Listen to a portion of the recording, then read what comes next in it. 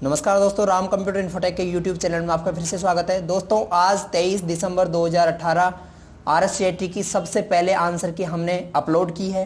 दोस्तों इसमें सभी क्वेश्चन के आंसर 100% सही हैं, ताकि आप इसे मिला लें और पूरा वीडियो देखें और पूरे क्वेश्चन मिला लें। अगर आपके 14 क्वेश्चन सही हो रहे हैं इसका मतलब आप पास हो जाओगे।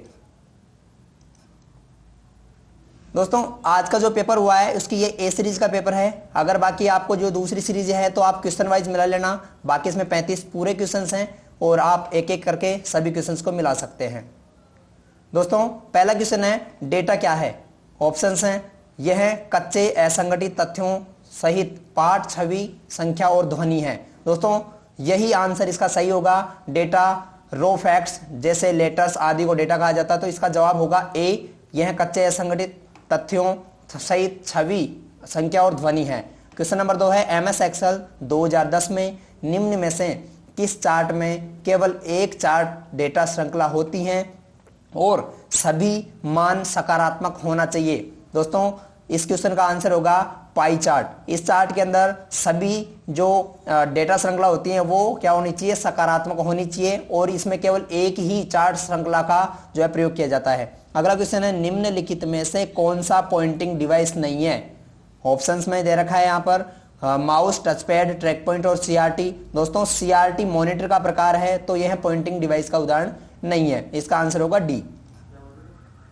अगला क्वेश्चन है, खालिस्तान एक सेवा मॉडल है जिसमें डेटा को अनुरक्षित रखा प्रबंधित किया जाता है, दूरस्थ रूप से बैकअप लिया जाता है और नेटवर्क पर उपयोगकर्ताओं को उपलब्ध कराया जाता है। और दोस्तों इसका सही जवाब होगा क्लाउड स्टोरेज, क्योंकि क्लाउड स्टोरेज पर हम डेटा को सेव कर सकते हैं और दूरस्थ यानी कहीं पे भी हम इसका जो है बैकअप ले सकते हैं और यहां से फाइलों का यूज कर सकते हैं। अगला क्वेश्चन है, निम्नलिखित में से कौन सा लोकेलिटी ऑफ रेफरेंस से संबंधित है? दोस्तों ये क्वेश्चन कल वाले वीडियो में जो मैंने इंपॉर्टेंट क्वेश्चंस का वीडियो डाला था उसमें भी आया था। इसमें से लगभग 10 या 15 क्वेश्चन उसमें मिले हैं। तो दोस्तों इसका जो जवाब होगा वो होगा लोकेलिटी ऑफ रेफरेंस का केस मेमोरी, और इसका जवाब बी ऑप्शन है। अगला क्वेश्चन है, डेजी व्हील प्रिंटर किस प्रकार का प्रिंटर है? यह भी अपने वीडियो से मिला हुआ क्वेश्चन है। दोस्तों Daisy wheel printer impact printer का उदाहरण होता है, और इसका आंसर होगा बी इंपैक्ट प्रिंटर। अगला क्वेश्चन है, एमएस एक्सेस में एक ही तालिका में अन्य फील्ड की गणना के आधार पर एक फील्ड बनाने की किस डेटा टाइप का उपयोग किया जाता है? दोस्तों ये क्वेश्चन भी अपने वीडियो से आया है और इसका आंसर होगा कैलकुलेटेड। अगला क्वेश्चन है, 1 GB बराबर कितने बाइट होते हैं? ऑप्शंस दे रखे हैं यहाँ पर, और इसका जवाब होगा 1 बिलियन बाइट। मतलब ए आंसर होगा इसका, 1 GB में 1 बिलियन बाइट्स होते हैं। अगला क्वेश्चन है, निम्नलिखित में से कौन सा ई वॉलेट का वैध उदाहरण है? अर्थात इनमें से कौन सा एक ई वॉलेट का उदाहरण है? ऑप्शन है ड्रॉपबॉक्स, वे2 SMS, मोनेस्टर इंडिया और पेटीएम। दोस्तों पेटीएम ई वॉलेट का उदाहरण है, बाकी ये सब जो हैं ई वॉलेट का उदाहरण नहीं है। ड्रॉप बॉक्स तो क्लाउड स्टोरेज का उदाहरण है, वे2 SMS मैसेज भेजने का जो है एक ऐप है, और मोनेस्टर इंडिया एक वेबसाइट का नाम है। तो ये है तीनों ही ई वॉलेट का उदाहरण नहीं है। पेटीएम इसमें ई वॉलेट का उदाहरण है। अगला क्वेश्चन है, विद्यालय के बच्चों के लिए होमवर्क करने में कंप्यूटर का उपयोग कैसे किया जाता है? ऑप्शंस दे रखे हैं यहाँ पर। ऑप्शन है डॉक्यूमेंट बनाकर, एक्सेल वर्कशीट और इंटरनेट का उपयोग से, डिजिटल विज्ञापन बनाकर और मीटिंग शेड्यूल से, ऑनलाइन बॉलीवुड फिल्मों के वीडियो देखकर, या फिर स्कूल के बच्चों के लिए कंप्यूटर का उपयोग नहीं होता है। दोस्तों इसका सही जवाब होगा डॉक्यूमेंट बनाकर, एक्सेल वर्कशीट और इंटरनेट के उपयोग करने पर जो है स्टूडेंट्स होमवर्क या फिर स्कूल्स में कंप्यूटर का इस्तेमाल कर सकते हैं। अगला क्वेश्चन है, 3D प्रिंटर का उपयोग किया जाता है, और 3D प्रिंटर का ऑप्शन यहाँ पर दे रखे हैं, भौतिक वस्तुओं का निर्माण, A4 जो पेपर है उस पर 3D ऑब्जेक्ट्स का प्रिंट करना, या फिर कंप्यूटर मॉनिटर पर 3D मानचित्र नेविगेट करना, या फिर प्रोजेक्टर पर 3D फिल्म दिखाता है। दोस्तों 3D प्रिंटर का काम भौतिक वस्तुओं का निर्माण करना होता है, तो इसका आंसर होगा ए भौतिक वस्तुओं का निर्माण करना। अगला क्वेश्चन है, वेब ब्राउजर में खालिस्तान पर वांछित संसाधन का URL इनपुट करके और इसे प्रदर्शित करें। अर्थात ऐसी कौन सी जगह है जहां पर हम URL डालते हैं? और दोस्तों इसका सही जवाब होगा एड्रेस बार। हमें अगर किसी भी URL को वेब पेज पर या फिर वेब ब्राउजर में डालना होता है तो हम URL जहां पर डालते हैं उस जगह को एड्रेस बार कहते हैं। इसका जवाब होगा सी एड्रेस बार। अगला क्वेश्चन है, URL का सही उदाहरण कौन सा है? यहाँ पर जो ऑप्शंस में पहला ऑप्शन है http सॉरी कॉलम //www.example.com/index.html ये है यूआरएल का सही उदाहरण होता है, इसका जवाब होगा ए। अगला क्वेश्चन है डॉक्यूमेंट में हेडर और फुटर लगाने का उपयोग क्या होता है? ऑप्शंस हैं, इसका उपयोग किसी वेब पृष्ठ या बाहरी दस्तावेज को जोड़ने के लिए किया जाता है, गलत। बाहरी दस्तावेज और वेब पेज से जोड़ने के लिए हाइपरलिंक का इस्तेमाल किया जाता है। ऑप्शन 2 है, इसका उपयोग डॉक्यूमेंट में उस पार्ट को शामिल करने के लिए किया जाता है जिससे प्रत्येक पृष्ठ पर दोहराया जाना है, जैसे कंपनी का नाम और पृष्ठ संख्या। दोस्तों यही इसका सही जवाब होगा, बी ऑप्शन होगा। हेडर और फुटर लगाने का मूल मकसद डॉक्यूमेंट के प्रत्येक पेज पर या फिर प्रत्येक पृष्ठ पर किसी भी नाम को या फिर पेज नंबर को दोहराना होता है। अगला क्वेश्चन है एमएस वर्ड 2010 में आप किसका उपयोग करके पाठ की रेखा के ऊपर छोटे अक्षरों को लिख सकते हैं?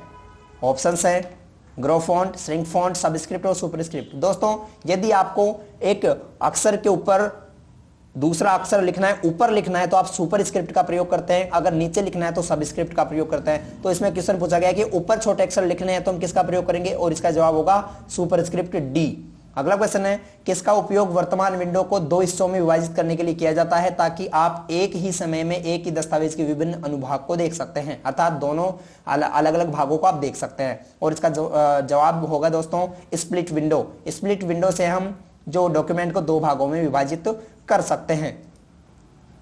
अगला क्वेश्चन है एमएस एक्सेल 2010 में आप डेटा आयात कर सकते हैं। कहां से आप एमएस एक्सेल में डेटा ले सकते हैं? एमएस एक्सेस डेटाबेस से, वेब पेज से, टेक्स्ट फाइल से या फिर उपरोक्त सभी। दोस्तों उपरोक्त सभी जगह से हम जो है एमएस एक्सेल में डेटा ले सकते हैं। अगला क्वेश्चन है निम्नलिखित का मिलान करें। एमएस वर्ड 2010 में बनी फाइल को डॉक्यूमेंट कहा जाता है, अर्थात पहले में एस आएगा। दूसरा एमएस एक्सेल में बनी फाइल को सीट कहा जाता है, अर्थात सेकंड में क्यू आएगा। थर्ड एमएस पावर पॉइंट में जो है स्लाइड्स होती हैं तो थर्ड में पी आएगा। और चौथा है एमएस एक्सेस 2010 में जो है डेटाबेस होता है तो इसमें आर आएगा। तो दोस्तों पहले एस फिर क्यू फिर पी और आर, ऐसा करके ए यहाँ पर ऑप्शन है तो यहाँ पर इसका ए जवाब सही होगा। पहले में एस, दूसरे में क्यू, तीसरे में पी और चौथे में आर, और इसका जवाब ए होगा। अगला क्वेश्चन है वक्तव्य 1 new technology file system NTFS का पूरा नाम है। सही है दोस्तों, एनटीएफएस का पूरा नाम न्यू टेक्नोलॉजी फाइल सिस्टम है। दोस्तों कल शाम वाली वीडियो में ये मैंने क्वेश्चन डाला भी था और उसका बताया था एनटीएफएस का पूरा नाम न्यू टेक्नोलॉजी फाइल सिस्टम होता है। अगला क्वेश्चन है एमएस एक्सेल में सेल, रो और कॉलम का प्रतिच्छेदन होता है। सही है दोस्तों, एमएस एक्सेल में जो कॉलम और रो का प्रतिच्छेदन होता है उसे हम सेल कहते हैं। तो दोस्तों इसके दोनों ही वक्तव्य सही हैं, तो इसमें जवाब होगा दोनों वक्तव्य 1 और 2 वक्तव्य सही हैं, तो इसका आंसर जो होगा वो होगा डी।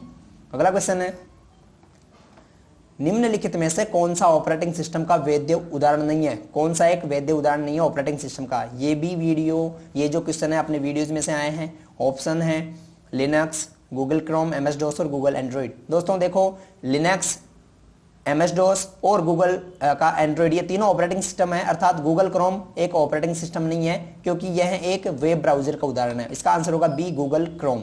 अगला क्वेश्चन है निम्नलिखित में से सबसे उपयुक्त विकल्प को चुनना है। कौन सा सबसे जो है उपयुक्त विकल्प है? ऑप्शंस हैं इलेक्ट्रॉनिक भुगतान प्रणाली में डेबिट कार्ड और क्रेडिट कार्ड का उपयोग किया जाता है। सही बात है, ये डेबिट कार्ड और क्रेडिट कार्ड का इस्तेमाल हम इलेक्ट्रॉनिक भुगतान प्रणाली में करते हैं। दूसरा है ओएमआर का पूरा नाम ओनली मैग्नेटिक रीडर है। गलत है दोस्तों, ओएमआर का पूरा नाम ऑप्टिकल मार्क रीडर होता है। अगला क्वेश्चन स्काइप सिस्टम सॉफ्टवेयर का उदाहरण है। गलत है ये भी। और प्रिंटर की आउटपुट गुणवत्ता को हर्ट्ज में मापा जाता है, ये भी गलत है। मैंने आपको बताया था वीडियो के अंदर प्रिंटर की आउटपुट गुणवत्ता को डीपीआई में मापा जाता है। तो इसका आंसर जो होगा वो होगा ए इलेक्ट्रॉनिक भुगतान प्रणाली में डेबिट कार्ड और क्रेडिट कार्ड का इस्तेमाल किया जाता है।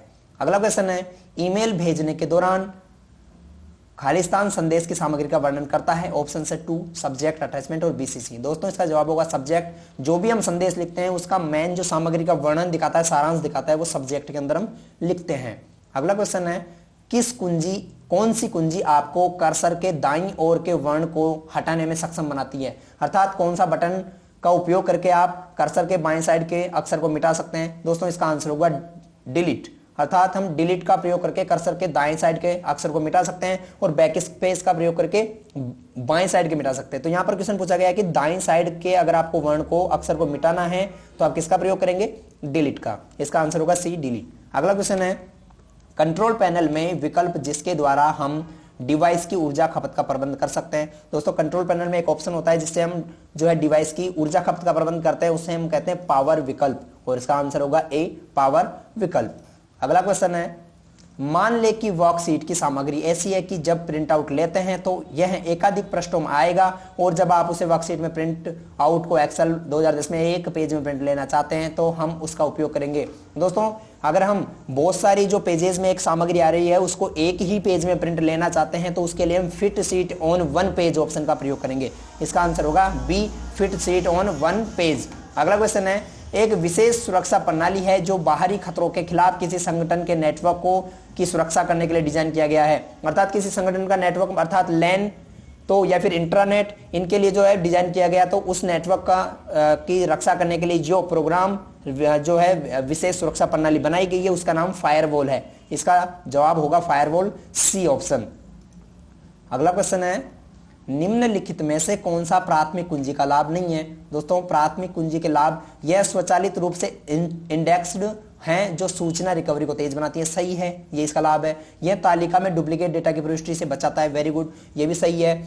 और इसमें केवल एक फील्ड होती है जो तालिका में प्रत्येक रिकॉर्ड की विशिष्ट रूप से पहचान देती है, ये भी सही है। दोस्तों सभी प्राथमिक कुंजी के लाभ हैं, उपरोक्त सभी इसका आंसर रहेगा और इसका आंसर है डी। अगला क्वेश्चन है, विंडोज 10 में स्नैप असिस्ट का उपयोग किया जाता है। दोस्तों स्नैप असिस्ट एक ऐसा ऑप्शन है विंडोज में जिसका प्रयोग करके हम एक साथ 4 विंडो एक साथ जो है कंप्यूटर में चला सकते हैं, और इसके ऑप्शन ऐसे दे रखे हैं, आप एकाधिक विंडोज के साथ एकल स्क्रीन पर एकाधिक एप्स चला सकते हैं, यानी आप एक विंडो में एक दस्तावेज लिख सकते हैं, अपनी ट्वीट फीड को दूसरे में देख सकते हैं, और इसी तरह आप और भी देख सकते हैं। दोस्तों यही इसका सही जवाब है। हमें अगर एक से ज्यादा एप्लीकेशंस को एक साथ कंप्यूटर में चलाना है तो हम स्नैप असिस्ट का विंडोज 10 में प्रयोग कर सकते हैं, और इसका जवाब होगा ए। अगला क्वेश्चन है, मान लीजिए कि आप इंटरनेट से एक्सेल फाइल डाउनलोड करते हैं और आप MS एक्सेल 2010 में खोलते हैं तो यह कौन से व्यू में खुलेगी। दोस्तों यदि आप इंटरनेट से किसी एक्सेल की फाइल को डाउनलोड करते हैं और उसे खोलते हैं तो ये ऑलरेडी प्रोटेक्टेड व्यू में खुलती है। उसके बाद अगर हमें इसमें कोई बदलाव करना है तो हमें अनेबल एडिटिंग का करना होता है, तो इसका जो आंसर होगा वो डी होगा, प्रोटेक्टेड व्यू।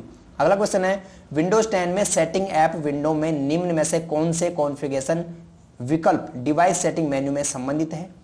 ऑप्शन है, पृष्ठभूमि छवि और रंग बदलना, ये नहीं है। रीजन स्पीच और टाइम, नहीं है। वाईफाई एयरप्लेन मोड VPN, ये भी नहीं है। दोस्तों डिवाइस सेटिंग से संबंधित जो ऑप्शन है वो है ब्लूटूथ, प्रिंटर और माउस कीबोर्ड, ये ऑप्शन अर्थात डी। अगर आपसे जो है यहाँ पर क्वेश्चन आया है कि कॉन्फ़िगरेशन विकल्प में डिवाइस सेटिंग मेन्यू से संबंधित कौन से हैं, तो यहाँ पर आंसर इसका होगा ब्लूटूथ, प्रिंटर, माउस और कीबोर्ड, अर्थात डी आंसर। अगला क्वेश्चन है, एक प्रकार के वायर्ड केबल हैं, एक ऐसी केबल है जिसमें इंसुलेशन से घिरा हुआ एक केंद्रीय तार होता है। किसमें? इसमें केवल एक केंद्रीय तार होता है और इंसुलेशन तार चारों तरफ से घिरा होता है, ब्रांडेड शीट से घिरा होता है, और फिर ब्रांडेड तार की ढाल होती है। इस तार को हम कोएक्सियल केबल कहते हैं। दोस्तों इसका आंसर होगा बी, कोएक्सियल केबल। अगला क्वेश्चन अपना है, निम्नलिखित के लिए सबसे उपयुक्त विकल्प कौन सा है, कौन सा विकल्प सबसे सही है 4 ऑप्शंस में से। पहला है MS वर्ड 2010 में कट ऑपरेशन के लिए कंट्रोल X का प्रयोग किया जाता है, सही, और पेस्ट ऑपरेशन के लिए कंट्रोल P। दोस्तों गलत, पेस्ट के लिए हम कंट्रोल V का प्रयोग करते हैं, तो अर्थात ए गलत है। बी में चलते हैं, MS वर्ड 2010 में कट ऑपरेशन के लिए कंट्रोल C, ये भी गलत है दोस्तों, कट के लिए कंट्रोल X होता है। अगला MS वर्ड 2010 में कंट्रोल S का उपयोग सेव करने के लिए किया जाता है और कंट्रोल U का सेव के लिए कंट्रोल S सही है, और कंट्रोल U का उपयोग सेव एज गलत है दोस्तों, कंट्रोल U का प्रयोग हम अंडू के लिए करते हैं। अगला है MS वर्ड में कंट्रोल Z का उपयोग अंडू ऑपरेशन के लिए किया जाता है, सही, और रीडू के लिए कंट्रोल Y का प्रयोग किया जाता है, सही। तो दोस्तों इसका जवाब होगा डी, अंडू की शॉर्टकट होती है कंट्रोल Z और रीडू की होती है कंट्रोल Y, इसका आंसर होगा डी। अगला क्वेश्चन है, इनमें से कौन सा सोशल नेटवर्किंग वेबसाइटों की श्रेणी में आते हैं, यानी इनमें से कौन कौन सी जो है सोशल नेटवर्किंग साइट्स के उदाहरण हैं। ऑप्शंस हैं फेसबुक, ट्विटर और लिंक्डइन। दोस्तों यही सही जवाब है, फेसबुक, ट्विटर और लिंक्डइन, ये तीनों सोशल नेटवर्किंग साइट्स के उदाहरण हैं। बाकी गूगल, याहू और एलेक्सा ये जो है सर्च इंजन है। माइक्रोसॉफ्ट एज, मोजिला फायरफॉक्स ये सारे ब्राउजर हैं, और फ्लिपकार्ट, अमेजन ये सारी जो है ई कॉमर्स की वेबसाइट्स हैं। तो इसका जवाब होगा फेसबुक, ट्विटर और लिंक्डइन। अगला क्वेश्चन है, वक्तव्य एक है, टाइटल बार प्रोग्राम विंडो के नीचे दिखाई देती हैं और डेटाबेस के बारे में जानकारी प्रदर्शित करती हैं और कुछ प्रोग्राम फंक्शन तक पहुंच करती हैं। दोस्तों ये गलत है, टाइटल बार प्रोग्राम विंडो के सबसे ऊपर होता है, तो वक्तव्य एक गलत है। अगला, स्टेटस बार प्रोग्राम विंडो के शीर्ष पर दिखाई देता है। दोस्तों ये भी गलत है, स्टेटस बार जो होता है वो प्रोग्राम विंडो के नीचे दिखाई देता है और टाइटल बार ऊपर दिखाई देता है। इसका मतलब ये दोनों ही ऑप्शन जो है वो गलत है। तो इसका सही जवाब होगा दोनों वक्तव्य 1 और वक्तव्य 2 गलत है। और लास्ट क्वेश्चन है अपना, आकार और अवधि पर आरोही क्रम में नेटवर्क प्रकार की व्यवस्था का चयन करें। अर्थात आकार के आधार पर आरोही क्रम में आपको जमाना है छोटे से बड़े की ओर, कि कौन सा छोटा है उससे बड़ा बड़ा, ऐसे आपको जो है बनाना है। तो सबसे छोटा नेटवर्क जो दोस्तों होता है, नेटवर्क की श्रेणी होती है, वो होती है पैन पर्सनल एरिया नेटवर्क, उसके बाद लैन होता है लोकल एरिया नेटवर्क, उसके बाद मैन मेट्रोपॉलिटन एरिया नेटवर्क, और उसके बाद वैन वाइड एरिया नेटवर्क। तो दोस्तों इसका जवाब होगा ए, पैन, लैन, मैन और वैन। दोस्तों आप सभी क्वेश्चंस को मिला लिया यदि आपने, तो आप देख लीजिएगा, आपके अगर 14 क्वेश्चन से अधिक या फिर 14 या फिर उससे अधिक सही है तो आप पास हो चुके हैं। दोस्तों बहुत बहुत धन्यवाद। हमारा लक्ष्य है बेटी बचाओ बेटी पढ़ाओ।